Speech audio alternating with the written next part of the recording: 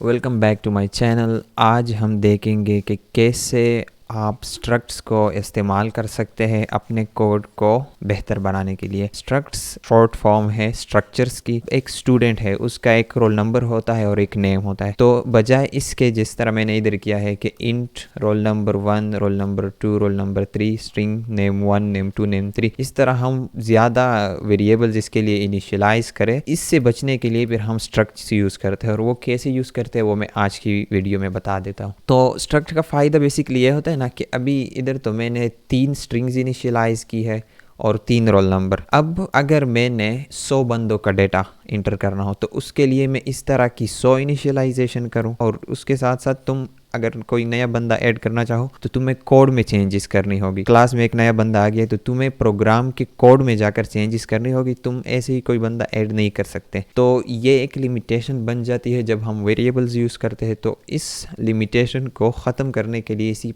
ने struct introduce किया। इसको मैं कमेंट बजाय इसके कि मैं हर एक स्टूडेंट के लिए रोल नंबर वगैरह का इनिशियलाइजेशन करूँ, रोल नंबर वगैरह की, मैं इधर लिख लेता हूँ स्ट्रक्ट जिसका नाम होगा स्टूडेंट। ठीक है, और इधर मैं एक इंट ले लेता हूँ रोल नंबर। ठीक है, और एक स्ट्रिंग ले लेता हूँ जिसका नाम होगा नेम। तो अब मेरा एक स्ट्रक्चर बन गया है जिसको मैं अगर कॉल करूँ तो मैं उसे रोल नंबर और उसे नेम दे सकता हूँ। मैं अब ये स्टूडेंट को कॉल करूँ, स्टूडेंट, मैं इसमें दे दूँ S1 पहला स्टूडेंट, S2 दूसरा स्टूडेंट, S3, S4। तो ये मेरे लिए 4 ऑब्जेक्ट्स बन गए इस स्ट्रक्ट के। इस स्ट्रक्ट के 4 ऑब्जेक्ट्स बन गए। अब मैं इस पर क्या कर सकता हूँ? अब मैं ऐसा कर सकता हूँ कि इस स्ट्रक्ट के 4 ऑब्जेक्ट्स की मैं ये मुख्तलिफ़ चीज़ें एक्सेस कर सकता हूँ। जैसे हमने इधर जो है ना, अब देखो ना, इतना ढेर सारा कोड, ये जो है ना, ये इतनी लाइन में आ गया। ये सिर्फ स्टूडेंट S1, S2, S3 में। अब अगर मैं 100 का करूँ तो मैं ऐसे भी कर सकता हूँ कि स्टूडेंट S और उसकी मैं एक एरे बना दूँ 100। देखो, अब मैं 100 स्टूडेंट्स की मैंने एक एरे बना दी जिसमें मैं रोल नंबर और स्ट्रिंग नेम उसका डाल सकता हूँ। अब मुझे इधर 100 वेरिएबल्स इनिशियलाइज करने की कोई ज़रूरत नहीं, क्योंकि मैं इधर ऑलरेडी एक स्ट्रक्ट बना चुका हूँ जिस पे मैंने 100 ऑब्जेक्ट्स बना ली। अब फॉर एग्जांपल अगर आप चाहें कि यानी मैंने पहले स्टूडेंट का नेम और रोल नंबर ऐड करना है और उसके बाद उसको आउटपुट करना है, तो कैसे करेंगे? आप चले जाए इधर दे S0, क्योंकि C++ में इंडेक्स 0 से शुरू होता है, यानी सबसे पहला रोल नंबर 0 होता है। तो 100 स्टूडेंट्स में पहले का रोल नंबर 0 है और सबसे आखिरी वाले का 99। सो स्ट्रक्ट नंबर 0 जो है उसमें मैं रोल नंबर, पहले इंटीजर रोल नंबर देना चाहता हूँ 22030। ठीक है, उसके बाद मैं एक नेम देना चाहता हूँ, फॉर एग्ज़ाम्पल आतिफ। देखे, रोल नंबर और नेम इसका ये हो गया। इस तरह मैं दूसरे स्टूडेंट को जो कि रोल नंबर 1 होगा बाय डिफ़ॉल्ट, उसको मैं रोल नंबर देना चाहता हूँ 22025, और नाम उसका होगा हुज़ैफ़ा।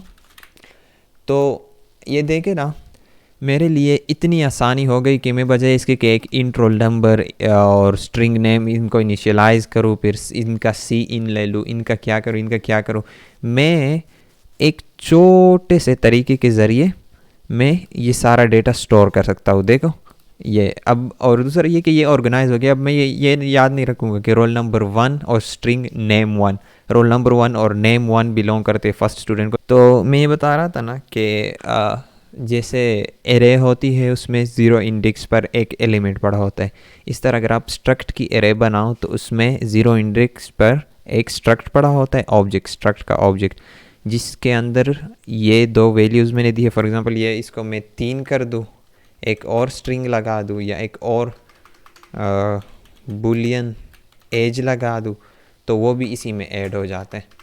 तो अब मैंने स्ट्रक्ट में डेटा तो स्टोर कर लिया इस तरह, यानी एरे की फॉर्म में, जिसमें पहला वाला एलिमेंट इंटीजर था तो मैंने इंटीजर दे दिया, दूसरा वाला एलिमेंट स्ट्रिंग था तो मैंने स्ट्रिंग दे दिया।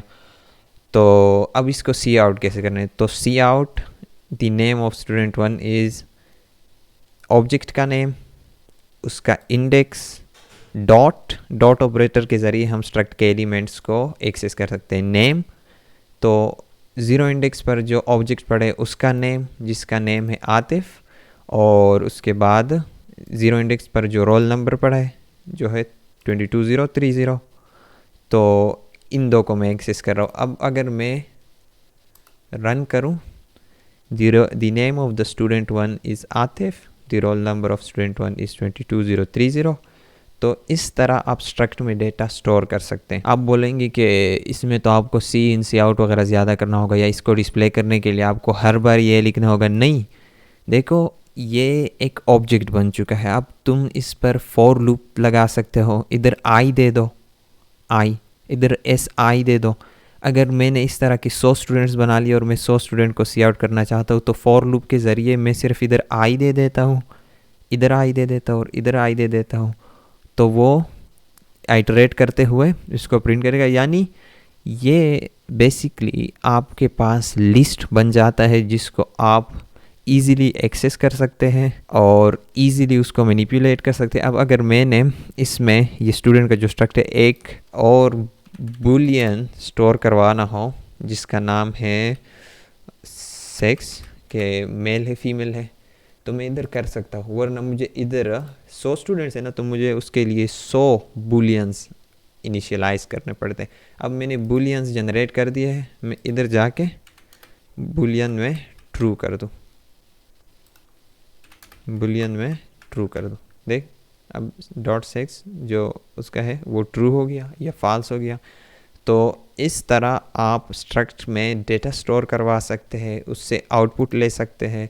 और आई होप आपको थोड़ा सा आइडिया हो गया हो कि हम स्ट्रक्ट क्यों यूज़ करते हैं और उसका फ़ायदा क्या है। To organise data, to easily access data, to manipulate data, इसके लिए स्ट्रक्ट यूज़ होता है। So thank you for watching.